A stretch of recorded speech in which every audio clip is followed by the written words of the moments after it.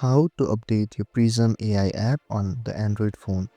So first, go ahead and open Play Store if you haven't already. Then you'll see three options on the bottom of your screen. Simply tap on the search button on the bottom right corner of your screen. After tapping on it, you'll see a search bar at the top of your screen. Simply tap on it and type in Prism AI. After you type in, you'll see the app that you have installed, and if you guys have any updates pending, you'll see an update button right next to the uninstall button. But because I have the updated version installed, I'll just see the open button, and these are some quick few easy steps you can follow to update your Prism AI app to its latest version. So if this video helped you, don't forget to like, share and subscribe and hit that notification bell so you don't miss any of our videos. Thank you so much for watching, and I'll see you guys next time.